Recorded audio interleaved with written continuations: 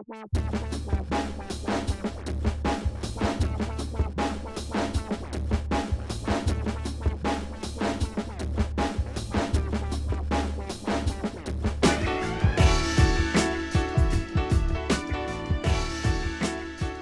to episode 6 of the SNARLcast about indie war games and their design, coming to you from Snarling Badger Studios. I'm Adam, and I'm here with Vince. How you doing, Vince? Oh, pretty good, man. Pretty good. Ready to talk about our topic today about indie games building an audience. Obviously, this is one very relevant for us, so this is very exciting. Yeah, absolutely, yeah. As Vince just mentioned, this episode's topic is how does an indie game build an audience and attract players? And that's what we're going to talk about this episode.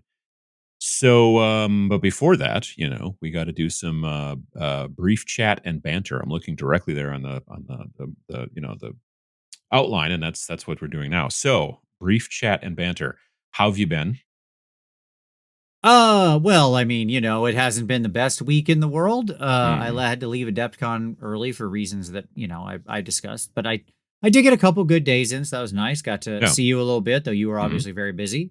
Sadly I had to miss the nice dinner that we had prearranged, but that's okay. There'll be future years. There'll be future years and Novas and everything else. But got to play some Magic, got to see a bunch of people, meet a bunch of people. That was nice. Got to teach all my classes, so that was good. I do love teaching, and so this is all my classes were like shoved back to back to back to back Thursday morning. I went to bed at 2:30 in the morning after playing Magic for hours and hours on Wednesday night when I got in, and then you slept had to for teach. about 4.5 hours, then taught for 6 hours. Well, there's really like 7.5 all told. Right. And then I felt ready and raring to go. I mean, it actually does charge you up a little bit. So I was tired, but it was a good tired. I didn't sleep well at the convention. There was something about the bed there that was just making me not sleep well, and I just don't sleep well in hotels anyway. That being said, I also didn't crazy stay up late either. I mean, there was one night we did, but like Wednesday, Thursday, Friday, I was probably back in my bedroom or the hotel room by like I would say midnight, maybe a little bit after. Saturday night was like till 2 a.m. kind of a thing, but and I was just hanging out talking to folks and stuff in the hotel bar. Um, but yeah, it was it's an interesting facility. It's humongous, and I think it's going to take us a little time to sort of get more used to it. There was a lot of time of me going, "Oh, really? That was happening? I didn't even see that." You know what I mean? Because it is so much. There is so much room to grow, and they've kind of spread out to take a bunch of it to start, and it's good, But Yeah, I did not even make it to like the Grimdark hallway, for example. Because it was, kind of hidden around the corner. I heard it was a bunch of awesome stuff going on, but I just never got to make it over there because I was running basically the whole time. Oh yeah. No, I was in there a little bit. There was some great terrain in there and talked to some people and stuff. It was a lot of fun. So it was just, I don't know, it was cool to see the different kind of games that people are making and things like that, the indie kind of stuff. It was neat to see. There was a game I didn't get to watch much of it, but it was this game that they were playing on some Mordheim terrain. It was called Sunrot, and it was an RPG, but also kind of a miniature game, sort of. But because you played it with miniatures, but it also had RPG elements, and there were cards and things like that. And I would have liked to have kind of checked that out a little bit more. But it was kind of interesting to just see the different things that people come up with. They were selling it like in the kind of grimdark booth in the vendor hall and everything like that. And I thought about picking it up, but I'm like, well, Lord knows I already have a lot of stuff. But nonetheless, seeing those different little things cropping up. There was a game called Rat King that was being demoed as well back there as well. So nice. Yeah, there was a game called Snack 28 at one point, and it was all just different weird little foods that like were like miniatures and everything. Yeah, it's fun to see that kind of creativity. And I love that brand is so adaptable. Oh, the 28 brand. Oh yeah, it can just be anything. Well, yeah, you know what it is. As soon as you're like, oh, I'm making a game, it's gonna be pretty cool. It's called, I don't know, Pants 28. Like, that it's a 28 millimeter scale game, and it's going to be kind of indie. and I'm assuming that there's going to be little tiny pants that you like. I don't know. Those are the. I don't. It's kind of like that. What's that thing with Wallace and Gromit with the wrong trousers? See, I think it's a fantasy game, clearly, but it's set Oh, in like a 70s, late 70s, early 80s style fantasy. oh, Because okay, if all you right, notice, like those, Brom, Frazetta, Vallejo are, all this kind of stuff. yeah, Nobody's ever wearing pants. it's a good Zero point. pants. No, that's true. It's a Okay. good point. Yeah, So this is the people with pants fighting against the very, very, very attractive people without pants. I would be in the pants, you know, camp. I think, pretty You're sure. joining Pants Mafia, here's what I'm I hearing. mean, I'm just saying that I probably look better in pants than not. That's my point. Yeah. Um, so have we played or painted anything interesting? You and I were talking a minute ago about how some stuff you've been painting. Yeah, 100%. So I just actually finished recording tonight for this video. I need to like just do a little bit more with the base and put the rim on, but I've been painting up the Heretic Legion Warwolf for Hmm. Trench Crusade, Hmm. which you were nice enough to gift to me at AdeptCon. So thank you. I've Yeah. got another guy from Heretic Legion. I wanted Hmm. to paint a couple of figs and get a feel for it, and did a nice, simple but very, I think, evocative paint job, and it was really really fun. This figure's so super cool. So it just got me pretty jazzed. Didn't take Well, that long. I think the whole thing was maybe, 3 hours, 4 hours tops for the whole I thought thing. it was So really interesting because in the artwork, it's very brown. It's a brown type wolf type of thing, monster with like brown rusty armor, and you went more like a gray wolf kind of look, which I yeah. thought was really interesting. So yeah, that's very cool. I streamed this evening. I was this we're not recording this on a Sunday like we normally do. We're recording on a Monday night, and I just got done streaming on Twitch, and I didn't have anything to paint tonight. Like I did not get, unfortunately, the time this weekend because of things going squirrely on me. I didn't get any time to like finish just some models that I was building and then base them and then prime them. So I didn't have anything to paint. So I grabbed a piece of terrain, like a little fantasy cottage that has been, it's like 3D printed, and it's been Boom. primed for like months and months, since fall or Oh yeah. whatever. And so I was just like, all right, it's small enough that it'll fit on my table and stay within camera. Like I've got big pieces of terrain that I can't paint on camera because you'll never see the entirety of it. So yeah, I just grabbed that and started stippling on the because it's like a Tudor house kind of a thing. So it's got that, what's that called, wattle and daub or whatever.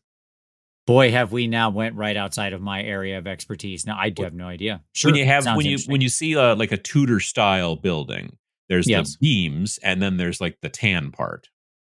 Okay. And Sure. that part is like, I think, like a plaster mixed in with like twigs and stuff, and you put it over and it's daubed on, which I think is why it's called wattle and daub, because you're just basically just splattering it on there and whatever. So anyway, I started by doing a bunch of stippling on that with some colors and everything, and then went back and painted everything else because I got stippling all over the stuff I didn't mean to, but that was by design. It was do this, get it all over the other parts, but then paint the other parts, and then it doesn't matter, that kind of thing. And Yes. Working I inside mean, out. Classic. exactly, and I nearly finished it, like, in 3 hours, so it's and I was talking to people and yammering and waiting for stuff to dry and all that kinda stuff, so but yeah, so, otherwise, like I said, I tried to build some of those gore mongers from Kill Team, and they are a little bit more fiddly than I thought, and, I did not, get them done in time, but they will get done soon, and then I'll paint them as well. I haven't played anything in a minute either, like, I'm hoping that, Sam and I play some more Trench Crusade soon. Have you played any, miniatures? You usually do. So I did pick up a new little indie game actually from Dr. Rhino at Adepticon, which I'm reading through. We'll talk Mhm. about that probably in a future episode because I Sure. do want to give that a little playthrough and check it out. Yeah. This last weekend, I did get like 3 games of AOS in. So I Mhm. was helping a buddy practice for a tournament. He's going to a tournament next weekend, and he wanted a bunch of practice with lists Mhm. and stuff. So I said sure, and we kind of just spent the day doing that, which was nice after kind of a downer week. Oh, It was yeah. nice to just have a day to kind of my Kathy at the same time, my wife, she went with a good friend of hers to a comedy show. Like she Mm. went to on a trip with her over to like see Tina Fey and Amy Poehler, which was really Mhm. really nice for her because she needed, good opportunity to do something fun with a friend. So I Yeah. took advantage of that time by playing Warhammer all day. Mhm, mhm. Yeah, definitely. It's like I don't know. I mean, people talk about self-care, but I do think that it is an important thing. No, the hobby itself is such an amazing opportunity for that. Not just Oh, well, like for the sure. catharsis of painting, Yeah. the community of spending time with friends over these shared games. Yeah, it's like it's absolutely a huge part of my mental health routine. I'm always talking about how painting is meditative for me, well, and building as well to some degree, but that type of hobby stuff is very meditative, and stress relieving, and I think that more people, in today's society could really benefit from a hobby in which they focus on something and they do things with their hands that's not their phone. And I don't want to sound like old man yells at cloud, but I mean, it is definitely doing something even pseudo creative with your hands and focusing on that. Like I still am going to listen to a podcast or an audiobook while I'm doing it, but it keeps Sure. your mind off of certain things, but it focuses other things and it kind of quiets things. And I don't know. I find a lot of benefit from it. 100% agreed. Yeah. Yeah. So, the main topic that we're talking about today, which I mentioned a little while ago about how does an indie game build an audience and attract players? This came to us, our fifth episode of the podcast, the one about is anything ever going to bring down Games Workshop? Went live this morning as we're recording this. It's time travel. And someone in the comments, Grip here, I believe, or Graffier. We're not sure how it's pronounced. I Um, like Graffier. that sounds pretty cool. Yeah, yeah.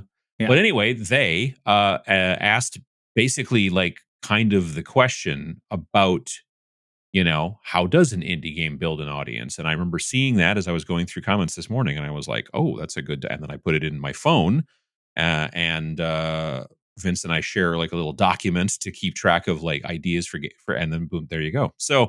Um, so thanks to them, and thanks to Vince because Vince kind of wrote up a thing here while I was streaming and everything like that, and came up with a nice outline. And so we're going to talk about it because I think it's a thing that a lot of people, personally, I think a lot of people look at indie games and go, well, why would I bother? Because nobody plays that game.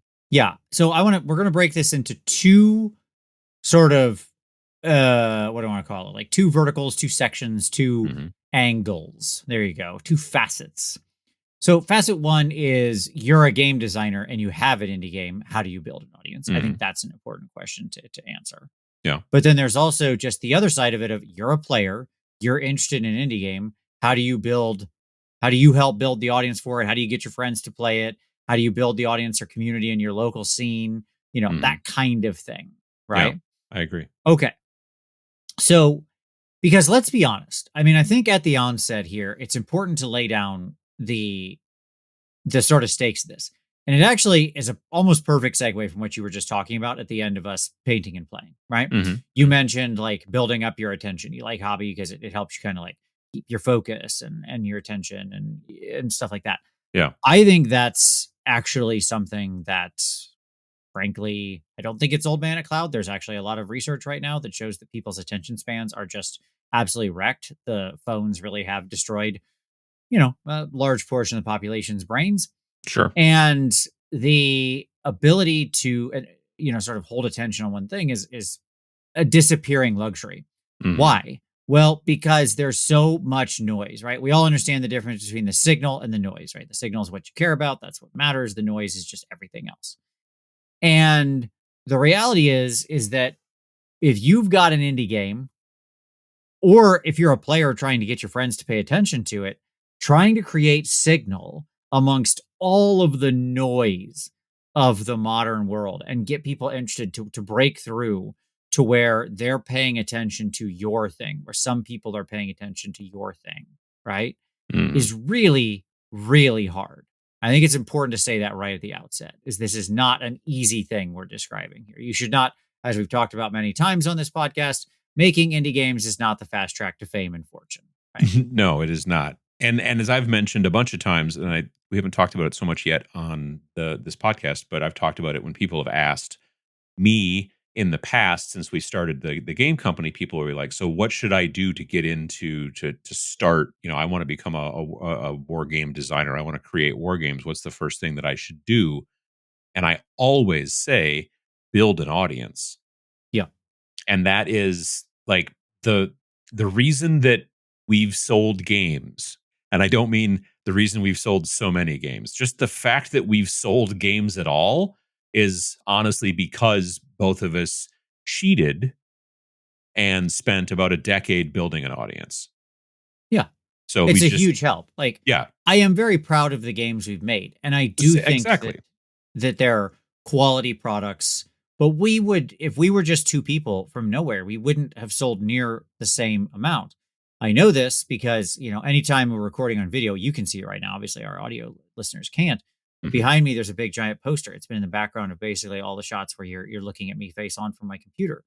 That's the indie RPG I published, right? Mhm. Mhm. And that ran a successful Kickstarter, and we can touch on that a little bit later, and all of that. And like, people played it, it's great. I sold, I recouped my investment and all that kind of stuff, and it was successful.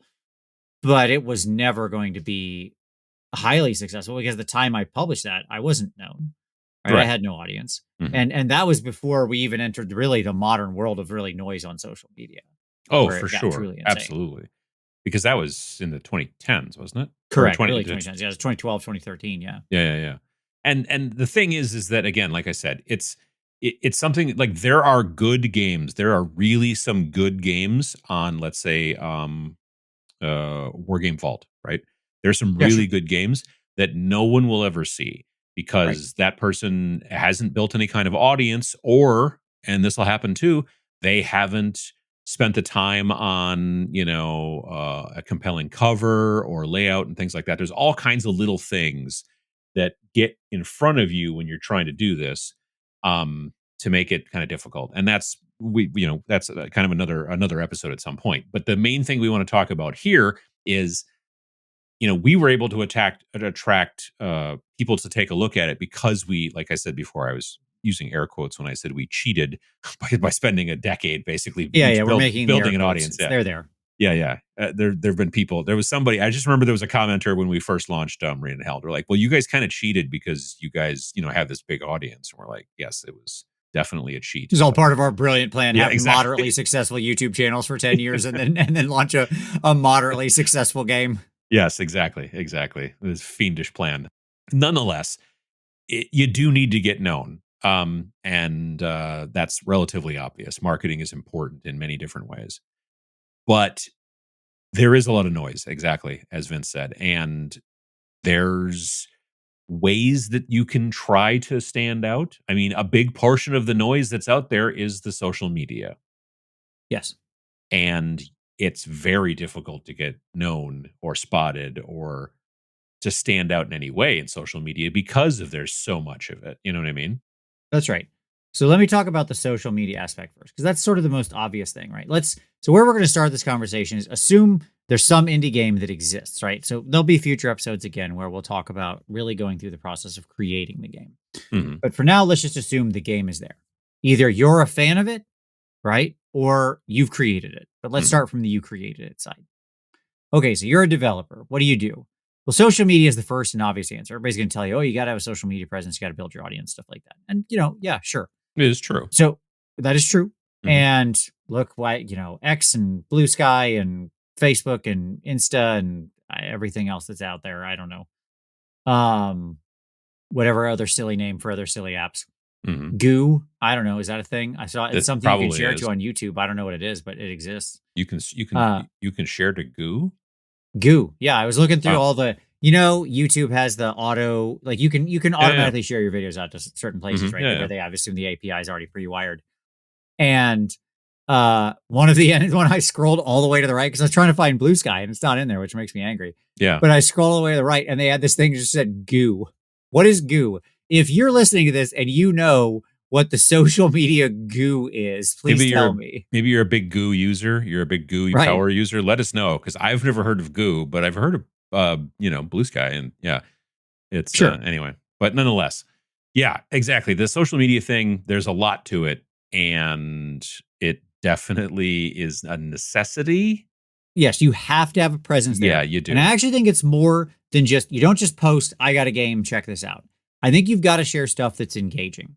That could be art from your book, if you've got cool art.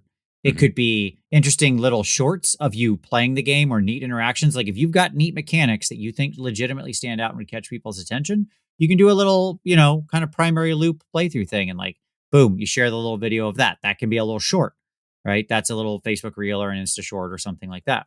A That kind of TikTok, stuff. as the But kids yeah, say. sure. Get on the TikToks, Yeah, exactly. yeah. But like the point is that you do have to go kind of a full court press and be highly engaged. And importantly, people start responding to you, right? And ask questions, engage back with them, Mhm. right? That's Mhm. going to be a running theme here Yeah. is when you start to build any kind of an audience, you need to work with them, treasure them, pay attention to them, build them, answer them. This is something we take very seriously. And Adam will tell you this. When we launch a game, he knows I am on like social media management mode for that entire weekend Oh, yeah. slash first You're week. you're I'm on the checking Discord everything. constantly. Yeah. Exactly. I'm looking at the Discord. I'm looking at Twitter. I'm looking at Mhm. Facebook. I'm looking at War Game Vault. Are there questions? I don't want to let a question go for more than 5 minutes without an answer in Mhm. that Mhm. first week, right? I want people getting the support and getting the answers they need. Because if they don't, they're going to put your game down You and they got won't pick it back up. just one chance to make a first impression or whatever. That's right. I think I've read that someplace. That is true. Yeah. You only get one shot. That came from the wise poet M and M. You're right. Yeah, yeah. So at any rate, my point is that like it's easy to just like say, "Hey, I got a new game," and post it on Twitter and be like, "Why don't I suddenly have a million people buying my game?" Well, because that's not Mhm. how it works, Exactly. right? You got to engage deeply with it, and it's often going to be unrewarding.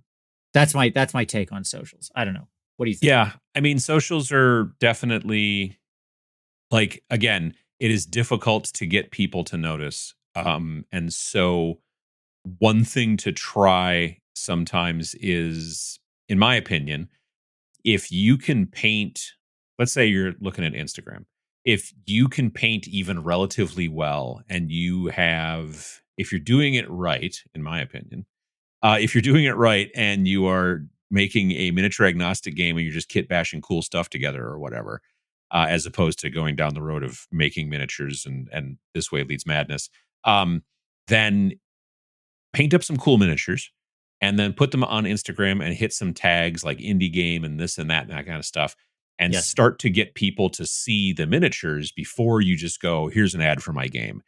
And 100%. that's part of, again, building the audience, which we started talking about before. When people ask me, like I said, I always say, well, start building an audience, whether it's you start a blog, you start a YouTube channel, you start a podcast, you start whatever, but doing that is important and doing it, like doing it from like a place of, I'm not here to try to sell you the game. I just want to let you know I made this cool thing. It's pretty neat. This neat miniature, and this is how I did it, maybe. And I mean, again, when you give people value, like if you go, look, here's a short tutorial about how I painted this cool guy for my new game, like that person is looking at it from the aspect of like, oh, okay, cool. Well, I learned how to do this cool thing. And then now they also heard of the game. You know what I mean? Like it's not No, just it's like an exactly right. ad. If you share out your warband and you're like, "Here's my cool new warband for Ancient Egypt," Oh, right? wow. And people are like, "Well, what's Ancient Egypt?" And then you're like, "Oh, well, it's actually this cool indie game. You can check it out here, right? Blah blah Yeah, blah. yeah. Boom." That engaging them through the visual is often, and our medium, we're lucky we have those visual representations, those cool painted miniatures. Think of Exactly. how GW leads their marketing. They lead with the miniatures all the All time the because they time. know that's what moves the product. Yep. Yep. And again, if you're not making miniatures, that doesn't, for your as a product, that doesn't mean that you can't just show other cool stuff. And then if people are like, well, because I get this all the time. It happened again several times tonight. I'm painting this piece of terrain on Twitch and people come in the chat and like, what's this for? What's this game? What game is this for? And I'm like, it could be lots of different games. I'm going to probably use it in Death Wizards. It could be used in this game. It's a fantasy thing and blah, blah, blah. And so the people will ask, if you make this cool miniature, people are going to be like, so what's this for? And then you'd be like, Right. well, it's for this game that I made and you can check it out here and that kind of stuff. So that's a big deal as far as trying to like help. It's all baby steps and it does take some time. That's the thing too. We have to understand. Um, again, like I said, Vince and I cheated and spent 10 years of our lives building up a YouTube channel so that we could then start telling people about our game that we came up with. But that was not the original plan. But if that is your original plan, then you have to understand that it's not going to be overnight. Well, exactly. And so that actually leads me to another kind of way to continue. I think there's actually a smarter way to go about the socials, because if you're gonna engage on these social media platforms, Hmm. it's actually really important how you're engaging and whom you're engaging with. So, like I said, people who are highly interested in your game or who ask you questions directly, don't let that opportunity pass you by. But also Absolutely. other indie creators and people who have followers and a platform and a voice, engage with those people. Like, that's one of the great things about our age, is that we are closer than ever to the creators that we like. They're just normal people. We're all just humans, right? Like, Hmm. we've certainly realized that. So, engage with them regularly on social media and talk to them. And I'm not talking about like people at Games Workshop or something. I mean, like other cool indie creators you admire or stuff like that, right? Talk Yeah. to them, boost their stuff, share them, engage with them. If they have videos, talk in the comments. Like, as a creator, I recognize people who engage often, Yeah. right? Absolutely. And the other And thing is that it's super important to not have your name be, ladies man 725. yes, You know what I mean? And instead be right, like, "Oh, this comment is coming from so and so games." And then people, because here's the thing, is that people will look and they'll see this comment from so and so games talking about the cool thing that they're commenting on. I'm a guy, I painted this cool model.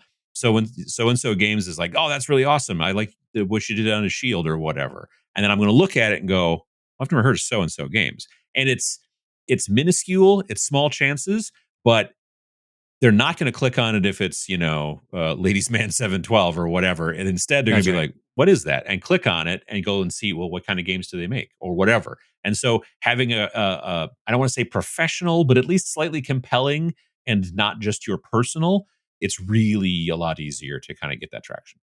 Exactly.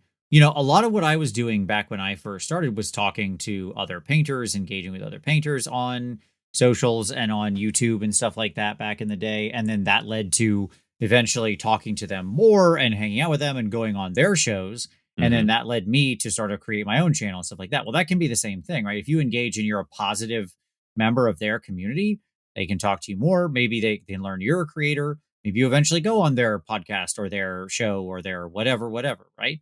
And then you get a chance to not only talk about your thing, but you get a chance to engage with them and on their project.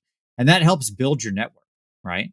You're not engaging with them just for that purpose. You should be doing it because you want to be a member of the community, okay? For sure. Because For you're sure. you're you're not trying to use them for an end, Right, okay? and because we get that, like, I get Sure. emails all the time from people who are like, "Oh, hey, I just wanna let you know I made this new game, and I think you really like it, and you should definitely come check it out and then make a video about it." And I'm like,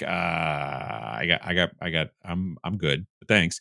Like, now that being said, there are times when I'm like, "Well, that sounds like at least an interesting like an interesting, idea," and then I wanna go look. The worst, this is the thing to completely never do. The worst is, don't reach out to a person and say, "Hey, I made a new game. Would you be interested in checking it out?" And don't have a link or don't have, like, literally, I've had people reach out and say, "Hey, I made this new game and I think you'd really like it. Would you be interested in talking more about it?" And Right. I've got no Right, other, right.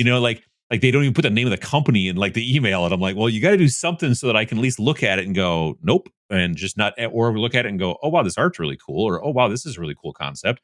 Like, you have to have that if you're going to reach out to somebody, and there's nothing wrong with doing that. But if you're going to reach out to somebody, um, definitely have a way for them to actually look at it before they're going to just reply and go, "Oh yeah, you made a game? Wow, awesome. Yeah, definitely. Let me know."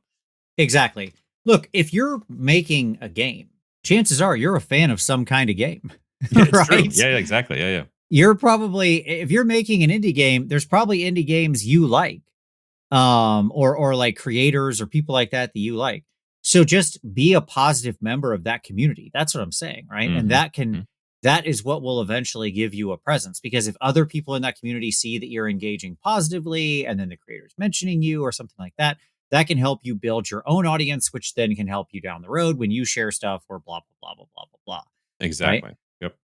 So you're not trying to be like, oh, it's not some ridiculous 40 chess 10-part plan. I'm going to get in real good with this guy and then I'll get to go on his show. Like, it's Mhm. not that. Yeah. It's my point is you can engage in a positive way in these communities wherein those people then are happy to boost your signal because you've boosted them, Mhm. right? Mhm. And you can that game continues to grow and be successful, and then eventually yours might someday. So there you go. N Networking at big conventions, small Yep. conventions, all kinds of Yep. stuff like that can also like, I first heard of Trench Crusade because I saw a flyer on a table at Adepticon maybe 2 years ago, and I thought Sure. the logo looked kinda cool, the name sounded neat, and there was an awesome piece of artwork on there. And there was nothing else on that piece of paper to show me anything else, and I had to go look up online and go, "What the heck is Trench Crusade?" Like, things as simple as that. Sometimes even a sticker. Like, if you're handing out stickers or something like that at, like, a cool meet and greet at, like, a small show or a big show or whatever, people get the sticker, and if it's, like, a cool piece of artwork and a neat name or a concept or whatever, they'd be like, "The heck is this?" And then they, like, go and look it up, and if you don't already have a website up, well, then you sort of missed. So you wanna have something like that going as well. But, yeah, the physical, or, meat space, as the kids say, networking, I think, is also not a bad thing if you can pull it off. Not everybody can make it to Adepticon or Gen Con or Nova or whatever, but there's very frequently smaller meetups, smaller Yeah, there's conventions. lots of Sometimes, like small to medium conventions, and those yeah, are absolutely go participate in whatever you've got in your area that you can get to. The absolutely. chance to actually just meet and socialize with other people is pressing the flesh really does matter. I mean, Hmm. it's just the thing. Yeah, absolutely, absolutely. What about like battle reports, actual plays, that type of stuff? Those types of videos. Do you think that, like, putting that kind of stuff out there, like, I guess the question is, am I interested in watching a video from a game that I'm not sure about or whatever? You know what I mean? Like, as far as like actual player, I think that for me, I have found that when I'm wondering about a game, one of the first things I sometimes go look for is a battle report, and very frequently, if it's an indie game, it's probably a battle report by Ash over at Gorilla Miniature Games. Yeah, sure. Yeah. I think it's absolutely a good idea. Look, you've got to shorten the on ramp, Hmm. right, for people to come check out your game, because where we're at the start of this is they know you know everything and they Yep. know nothing. Hmm. You know nothing, Jon Snow, Hmm. right? Like, and by the way, why should they care? Again, the signal to noise problem, Right. right? Right. You've got to make it clear to them that this is signal, not noise. And it's not gonna hit with everybody. Also. Absolutely not. But Yeah. if you Yeah. can, but again, it's about building. You don't need to hit Hmm. everybody. You get 1% of people who you see it to engage in some way. That's probably pretty good, Yeah. right? Absolutely. And so things like having a battle report, yeah, it's a good idea, right? It just makes it easier. So some people will engage with that. Maybe you've got a little video that explains the basics of the game, right? Hmm. Like a minute, 2 minutes, something like that, that you put some Whenever effort we into. make one of our new titles, there's always the "What is it?" video, which is Yep. basically just a short explanation of, like, what is the game, and then we also do a battle report, which Vince does, and then we also usually do, like, some sort of a simple, almost play loop, because the "What is Right. it?" is a little bit more about, like, concepts and fluff and that kind of stuff and everything. Whereas the play loop video is a little bit more, well, first is you do initiative and it's done this way. And then you do this and you do this and you do this, and that's how the game is played. And that's also short. The battle report's longer because it's, the length of a game or nearabouts. But those types of things are, if someone's got an interest and they go looking for it and can't find anything, they lose interest. That's right. Mhm. And so, like, the more you can put in their hands to make it easier for them to actually be like, okay, I get a sense of what this game is, what it's like, and whether or not they're interested in taking the next step, Mhm. right? Mhm. The better chance you have of it being successful and growing. That's it. Like, and so that just means you've got to put in the work to to you putting in a little bit of extra effort shortens the runway for them to get on board with you and be like, okay, I'll give this a try. I'll take the next step with you. And the thing is that as well with a lot of indie games, it's really about vibes. It is not Yeah. about like, oh, this is an expertly crafted, tournament experience or whatever. Most Right. of us that are working in the indie space are working on vibes. This is a cool game with where you get to be the necromancer, and then you get to fight against the rangers and the paladins and the whatnot with your group of skeletons and ghosts that you're like, oh, that's kind of cool. And I haven't told you anything about how it plays yet. I've not even barely told you about how many miniatures or anything like that. It's a more of a bit of a vibe to sort of set the hook. And no one will know what it is unless you can kind of get it out there and put it in front of people. And again, it will take some time unless you have, unless you've been building an audience. And if you've been building an audience, it'll take less time. That's kind of the general hope. No, I agree. I think the vibe is super important. I think it's maybe the most important thing, frankly. Mhm. When you're making your little, whether it's the simple social shares or whether it's the little videos you're making, I think, especially with new game designers, it's very easy to become wrapped up in your own mechanics. Yeah. Okay. To really get high on your own supply, as it Mhm. were, and be like, oh, this is so clever. I've got to tell you about this super cool magic sword mechanic that's in my game. Okay. Let me let you in on a secret. No one cares about your magic sword mechanic at this No. point. No. Okay.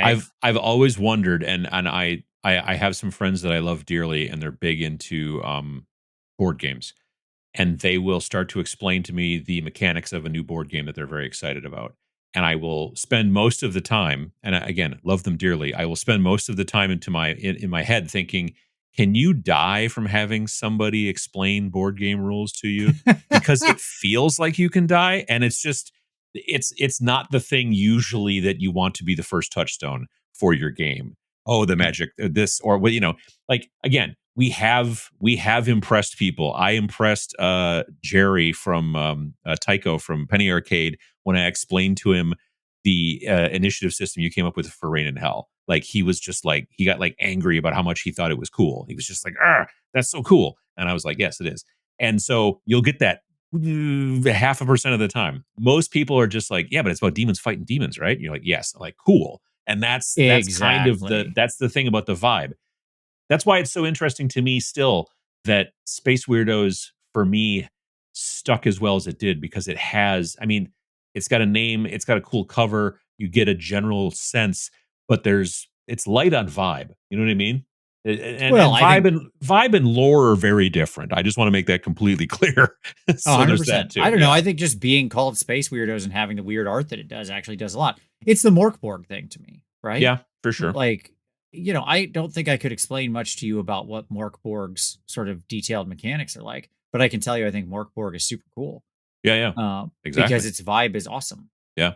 So my point is that like that's that hooks them. That your cool magic sword mechanic or your initiative mechanic or your activation thing that you think is so clever, that's fine. That will keep people playing later, and as they get into it, that's a reason for them to find and then love your game. But they're not gonna. But mechanics don't make people explore to see Right. if they're willing to love your game. That's Mhm. the key here, right? Yeah.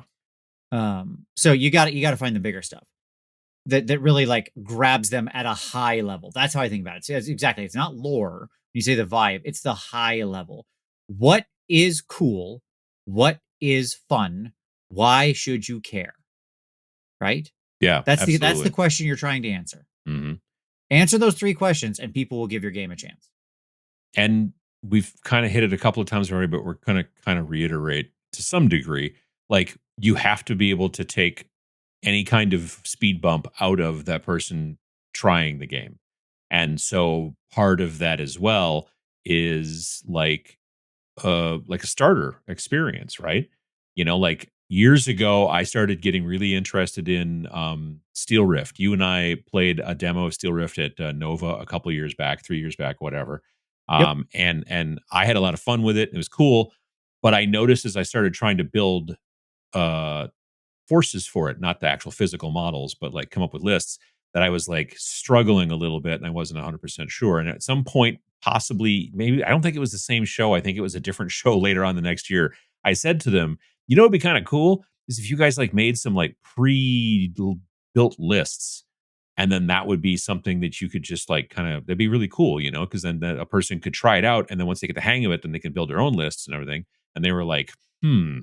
And then last year at Nova, they came out with a new, even cheaper 2-player starter, and it has 2 completely generated lists and the models that you need for it, and everything's right there in the box, and it's like $45 or whatever. And so that was, I don't know that I necessarily convinced them, but I'm sure they heard it a bunch, and then eventually like, what we should do. And that's a smart thing to do as well. Yep. Like coming up with like, here's a beginner list. And it's a thing, I'll be perfectly frank with you. We've not done it that much, you and I, with our games. We probably ought to.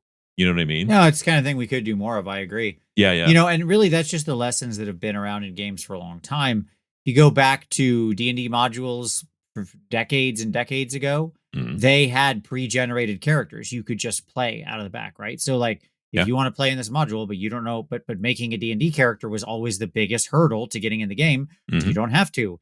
Here is a little card you could literally tear out of the back of the book and hand to the player, and you're now Sir Jim, the fighter, and like Right. there's all Sir Jim's numbers, and it Mhm. explained you roll this, and this is your bonus to hit, and if you equal the number, you do this much damage. Exactly. Congratulations, you're ready to play Sir Jim, Yeah, right? yeah. Yeah. And so I think that's you learn the lessons of the past, right here. I think Mhm. is a good point. But there's Yeah. another side of this we haven't touched on yet, right? This is the developer side we've been talking about quite a bit. I think this is Right. all important. But I think that there's also the other side. There's some people in our audience right now who are in love with some kind of, let's call it smaller game or indie game or something like Mhm. that. And they look around at their local area and they're like, why doesn't anybody else play this super cool game? Right. So, how do you, Adam, what is your thing? Like, you want to get someone into playing a game that you love. What are the steps you would take, or what's the best things you'd recommend? I made a video 3,000 years ago, I think. Yeah, It was long the ago before yes, the dawn of man. exactly. One of my earlier videos, like the first couple of years or first year possibly of my channel, I made a video about becoming a gaming advocate. And initially, it was aimed more at getting people into wargaming in general. Like, how could you get more people to play 40K, or whatever, that kind of thing. Yep. But over the years, I keep kind of preaching the same message, but now it's more about, well, 40K's got enough players. They're fine. How do you get somebody, how do you get somebody to play a game that's not 40K? And that's what Right. we hear all the time. I'm sure you hear it in your comments. I hear it in mine. People are like, well, I would like to play this game. It sounds really cool, but nobody plays that here. Everyone plays 40K, or everyone plays Age of Sigmar, or everyone plays, I don't know, Or something whatever. else. Yeah, exactly. But it's mostly 40K and that kind of stuff. And I get it. It's all Battletech in my area, baby. Battletech all the way down. Wow. Atlases and Banshees for days. Just banging into each other. And so the trick is that if you want to become a gaming advocate, which I think is a noble and right thing for people to do in general, you have to make two forces, because if you go into a gaming store and you're like, hey, I think it'd be a lot of fun if we played this game. It's called Space Weirdos, or let's play a game. It's called Majestic 13, or let's play this other game and it's called 1490 Doom. And the person's like, well, what's it about? And you explain it, and they're like, that does sound kind of cool. You're like, cool. So why don't you go home and build and paint a bunch of miniatures and then bring them back and then we'll play? No, that's not going to fly. See you in It's two not going to weeks. work out. Yeah, exactly. Instead, what you need to do is go, well, hey, look, I have all this stuff right here. Blump. Now, if you're going to sit down and do that with a game that has 200 models per side, I mean, that's up to you. That's on you. If you want to go down that road, you can do that. But most people, A, don't want to do that. And B, most people who are being propositioned in this way very probably don't want to learn a game that has 200 guys in their force to keep track of, Right. big army style games. So what's the answer? Skirmish games, a small skirmish game where you can, like, you could very easily, in a lot of different games with 10 models, have two forces. You Yep. know what I mean? And in that Yep. situation, you've got now 10 models. And in 40K, that's like a single squad of Space Marines or whatever. But here you've done it. You've got two forces to be able to play against each other. You either have some terrain, maybe you're playing at a local store, maybe they have some terrain, so you can just use theirs, but you bring the models. Maybe you're playing at a wargaming club, like if you live in the UK or something like that. I wish we had more of them over here. But when you take the time and say, look, again, you're removing roadblocks. It's all about, if you say to that guy, well, yeah, okay, we'll come back in 2 weeks with these things painted and then we'll play. No, that's not going to work. But if you just go, well, pick whatever one looks the coolest to you, and then I'll teach you how to play. That's the answer on how you do that. And it's a whisper campaign. You have to start, you have to convince one person, and then maybe the two of you sitting there playing, let's say at the local shop or whatever, someone else is be like, what are you guys doing? And then maybe now you get 100%. That's what I was gonna say. yeah, Once you get the first one, that's the crack in the dam, yeah, absolutely. right? Because if you're there at the shop and you and your friend are playing, what's gonna happen? Other people are gonna wander in. They're gonna wander by the table. They're in there picking up some new magic cards, or picking up dice or Mhm, whatever. mhm. They needed yet another box of Intercessor Space Marines. Like I don't know. They could be in there for Sure. anything. Yeah. But then they wander by because I do this all the time. When I know Adam, when I go to my shop, what do? I wander around and see what games people are playing, right? I just Yeah, kind of if stand people at are the playing table and games, I watch them wanna see play. what it is. Yeah, I'm And just for interested, me right? personally, for me, it's almost I don't wanna say it's a marketing, but it's almost a little bit of just, like, research. Like, if you walk into a shop and you're like, "Everyone here is playing Infinity? Like, everyone? Is there an event? No, we just all like to play Infinity." Well, that's no one's playing 40K. That's, like, different, you know what I mean? Like, you don't Right, expect right, that. right. But the thing that's interesting that back in a previous job, I worked for a company and we were starting an app for connecting tabletop gamers, and we did a lot of research and a lot of this and back and forth and all that kind of stuff. And then the pandemic destroyed it, as it does. But we realized after looking at a lot of the data that was coming into the app that there are pockets, at least in America, and I'm sure there are pockets all over the world, where like you'll have this store where everybody played War Machine, like when it was Right. still in like third edition and hadn't switched over to Steamforge Games or whatever, and you're like, really? That's weird. You know what I mean? Like, and then there's I mean, a lot of places it was, yeah, it was 40K, sure. But there were also weird pockets where, and I've been into stores where you walk in and you're going like, I've never seen a store with this much Flames of War product on the walls ever. And it's because there was a couple, or even sometimes even just one person who was the gaming advocate and was That's like, exactly look, right. we're going to like, I'm going to show you how to do this and maybe run some demos and do some of that stuff. And it's work. It's not easy. It's not, I think a lot of people just want to like take their models and show up someplace and then just sit down and play. And if you want to do that, you have to do it with the game that gets played in the local area, admittedly. But if you are a person who's just like, I want to play this game, then I mean, it's basically the board game experience. The board game experience, Yeah. you open up the box and then teach the person how to play. You're doing the same thing. You're just kind of making your own box. I mean, you don't even need a box. You could put it in a whatever. Yeah. There's sort of two thoughts that jump immediately in my mind on what Mhm. you just said. And they're kind of unrelated, but I want to tackle both of them because I think they're both important. Okay. So the first is if that ends up being really difficult, like for you to sort of be that gaming advocate, because what you're talking about, those pockets, that's absolutely just like one person being a strong advocate, Yep. having a lot of personality, and bringing along people with them, right? And then they Mhm. create the scene. We used to call them alpha gamers, but now the alpha it's got a weird. Yeah, sure. But now it's a very frequently instigators or something else. There was another name for it too, but I can't think of what it Trend is. setters. Ooh. Uh, but at any rate, here's another potential way around. If you know your FLGS owner or the person who normally works there who sets up events or whatever, one of the things you can do is you could encourage them to just say, "Hey, can we on one of the nights have like an indie game night or a learn a new game night or something like that?" Mhm. Right? Where they just publicize it or they allow you to do so and they co-share it with you and kind of boost the signal on your thing or whatever and say, "Hey, come down. There's going to be some new games." And then, encourage like that encourages other people to also bring their own indie games and be advocates for their game.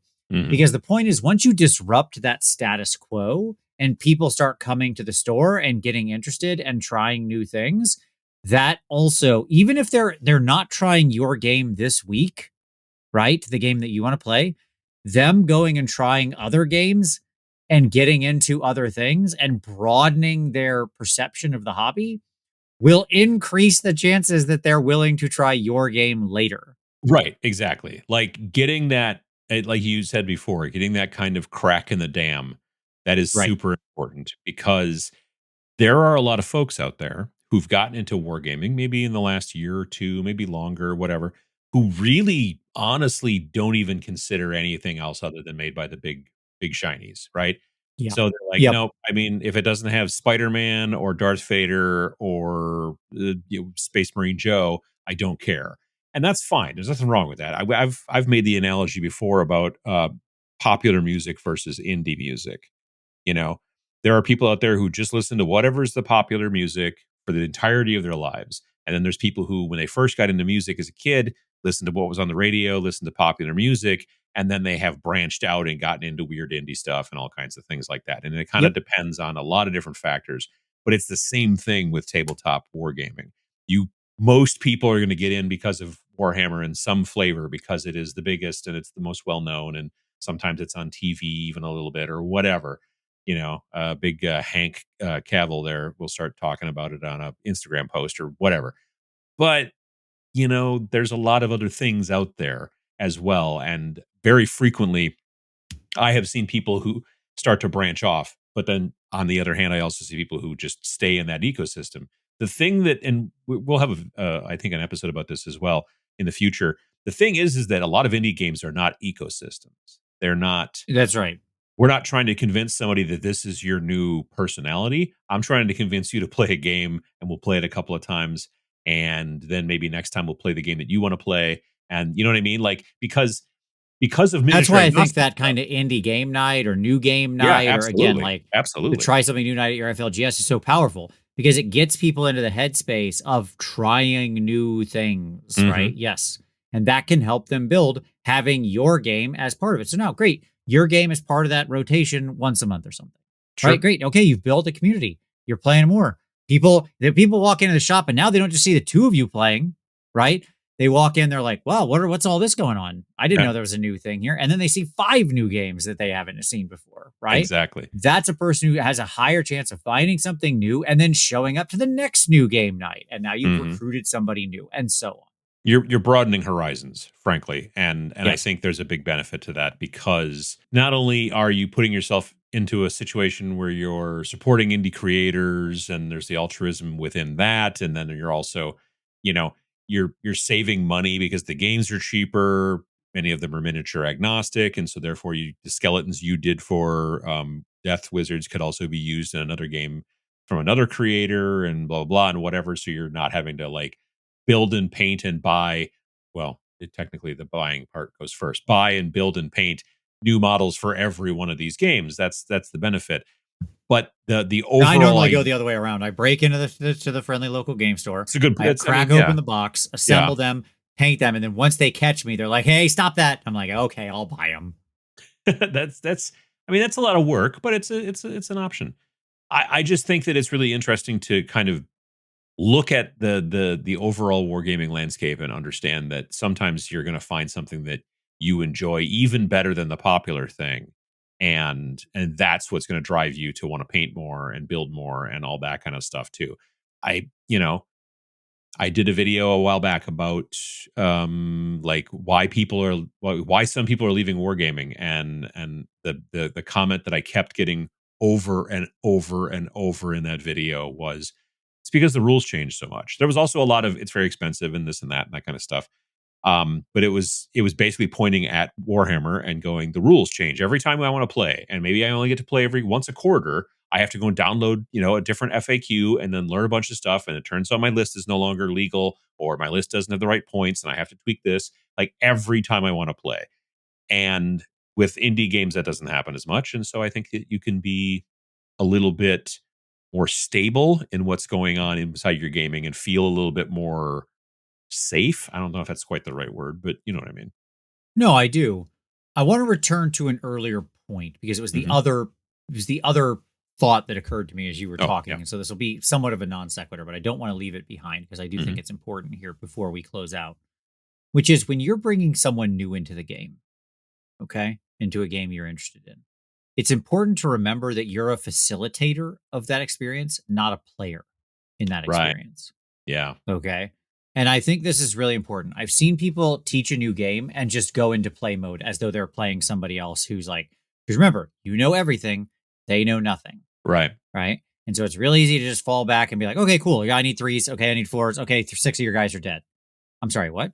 And they're like, what? Yeah, exactly. Exactly. Yeah. That's And not that, being a facilitator. no, exactly. And that's the big benefit to specifically a game that allows you to play co op, because then you're not playing against each other. You're playing like you and I are going to play against the monsters or whatever the AI that is designed, and we're going to do that. And then I can be showing you, this is why I'm doing this, and this is why you should do that, and all that kind of stuff. because yeah, Yes. I've been curb stomped before. There was a game that Cool Mini or Not used to make called Dark Age, and I thought the models were neat, and I bought models and I painted them, all this kind of stuff. And then this guy who was kind of local to me was going to teach me how to play, and he was, I believe, the world champion. Now, we're Oh, not okay. talking about like a big, like they had a tournament at Adepticon, and it was like, I don't know, maybe 24 people, and he won the Sure. tournament. So it's not like it's like, it's not like he's, it's not huge accolades, but he was very good at it and liked the game quite a bit. And he just stepped on my neck the entire time. I just got crushed. And part of it, I think part of it was that maybe he just didn't have an off switch as far as like I've got friends that'll be like, no, no, we're gonna play. It's gonna be a super cash, super like fluffy Yes. game, and then they come with a list, and you're like, that's neither cash nor fluffy. I don't know what you're doing, and they're like, no, seriously. And you're like, no, I can tell you're gonna kill me. Um, but I also think it was also to some degree the rules of that game were squirrely. There were multiple times during the game as he was teaching me, I'm like, I know this sounds stupid because you're the world champion. Are you sure this is the way the game plays? And he's like, yeah, yeah, it is. I'm like, because that seems really dumb. He's like, yeah, it does. It's really kind of a stupid rule. And it happened multiple times. Um, but yeah, don't be that. Don't do that if you want to get No, people facilitate interested. their experience. Explain what you're doing. Bring them Mhm. through it. Let them discover on their own, right? Like what, and I then you mean, help them where you can. I'm not even saying you have to let them win. It's not a bad idea, No, of course you not. It's know. not that. Doesn't matter. Yeah, but if and again, if you're playing co-op, then the hope is the two of you win because that's the way it works. But it is definitely something that you have to think about. You can't just be like, okay, I'm going to teach you the barest information and then squish you. That's just not that will definitely turn people away. That is definitely a thing that will make it so that those folks will not be interested in playing indie games or just even with you in general going forward in the future. It's a great way to divorce somebody immediately from your community in any way, Hmm. which is sort of the final thing I'll leave with here, which is we mentioned earlier about engaging with the community when you're a developer. The same is just true. The same is true if you're a player. We live in an age where you actually don't need to often always be in person to play these games anymore. True. I know a lot of people who play some of these games now on TTS or other digital things, right? So if Tabletop the indie simulator. game has a, yes, sorry, tabletop simulator. Thank you. Yes, Yes. absolutely.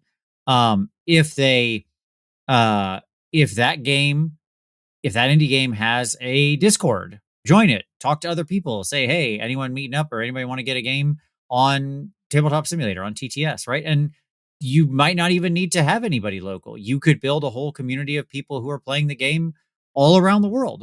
And Sure. I think that's a real amazing thing about living in the age we live in is that we are all connected in this way. And so even if you're a fan of something pretty niche, the reality is there are lots of ways to through Facebook communities, Discords, and all these other socials to find Mhm. other people who are interested, help build that community up, and then actually engage with them and get games in. So, and by the way, the same rules apply. Being positive, help facilitating other people. Maybe somebody else joins the community and you've been playing for a little while and you're like, yeah, hey, would you like to meet up on TTS? I'll teach you how to play. And then Yeah. you facilitate, and then boom, you've brought somebody else in and grown the game. And the goal always has to be to add another person to the potential pool. It is not Right. to we're going to have a tournament that's bigger than 40K at the Las Vegas Open. That's never a thing. That's not, you know what I mean? Like the Yep. idea is just to like I just want to add another person. I just want to get another person who can try it out and then kind of decide whether they liked it or not and going from there.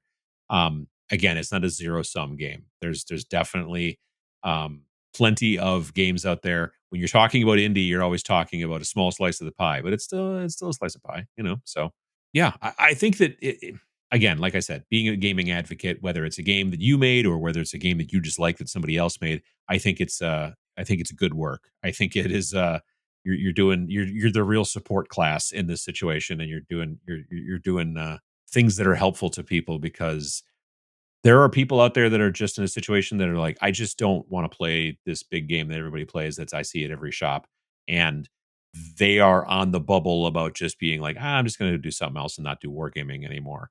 That's right. Yeah, and so sometimes the indie thing is can be what saves you, really. Agree completely. All right. Yeah. I think that's pretty much everything I've got. Yep. Yep. Thanks for checking out this episode of the Snarlcast. We hope we were able to teach you something. I mean, I think we did. If you've got some suggestions for future topics, you hit us up in the comments, or you can go to the website.